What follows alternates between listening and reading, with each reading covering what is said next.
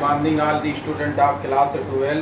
जैसा कि कल हमने आपको एक्सरसाइज 10.3 की प्रॉब्लम नंबर 1, 2, 3 और 4 बताया था वेक्टर अलजेब्रा में।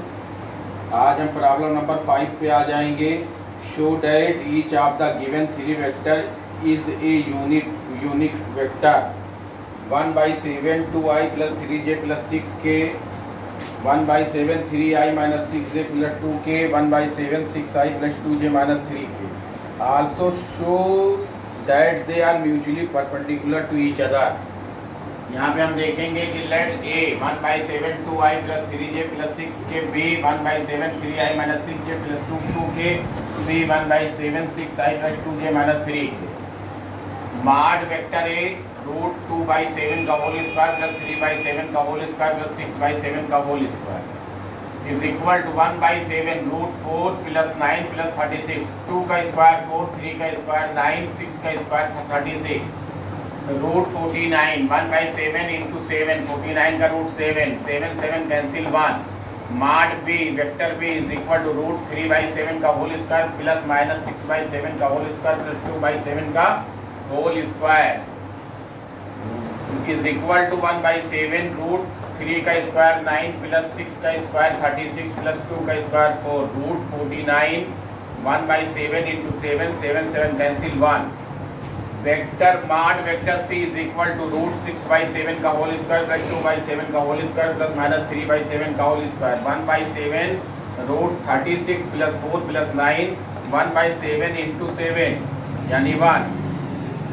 Therefore vector A, vector B and vector C are unit vector, क्योंकि mod A is equal to mod B is equal to mod C is equal to 1। Then vector A into vector B is equal to 1/7 2i + 3j + 6k into 1/7 3i + 6j + 2k 1/7 into 1/7 bracket में 2 × 3 + 3 into -6 + 6 into 2 1/49 6 - 18 + 12 1/49 × 0 is equal to 0। Vector A perpendicular vector B। भाई क्योंकि यहाँ पे A vector A into vector B की value 0 के equal है, इसलिए vector A perpendicular vector B है। Vector B into vector C is equal to 1/7 3i - 6j + 2k into 1/7 6i + 2j - 3k 1/49 bracket में 3 × 6 ± 6 into 2 + 2 into -3 1/49 18 - 12 - 6 1/49 into 0 is equal to 0। Then vector B perpendicular vector C into A is equal to vector C into vector A is equal to 1/7 bracket में 6i + 2j - 3k into 1/7 2i + 3j + 6k 1/7 into 1/7 bracket में 6 into 2 + 2 into 3 plus -3 into 6 1/49 12 + 6 - 18 1/49 into 49 is equal to 0। Here vector A, vector B and vector C are mutually perpendicular unit vector. Question number 6 पे हम आ जाएंगे। Question number 6 कह रहा है कि find mod vector A and mod vector B if vector A + B into vector A - B is equal to 8 and vector A is equal to 8 vector B। Vector A + vector B vector A - vector B is equal to 8। हम cross multiply करेंगे binomial को। Binomial से multiply करने का method, किसी एक bracket को आप 2 बार लिखिए, दूसरे को आधा आधा डिवाइड कर दीजिए। A into A - B + B into B A - B is equal to 8। A into A - A into B + B into A - B into B is equal to 8। Mod vector A का whole square minus mod vector B का whole square is equal to 8 minus vector A into vector B plus vector B into vector A, ये cancel हो जाएगा। यहाँ पे mod vector A का whole square minus mod vector B का whole square is equal to 8। Mod vector A का whole square 8B का whole square value दी हुई है माइनस मॉड वेक्टर B का whole square is equal to 8। 64 B vector B mod vector B minus mod vector B is equal to 8।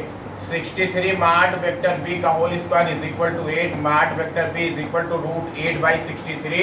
So mod vector A is equal to 8 vector mod vector B, 8 into root 8 by 63, यानी 8 into root 8 by 63. Vector A is equal to 8 root 8 by 63. Mod vector B is equal to root 8 by 63.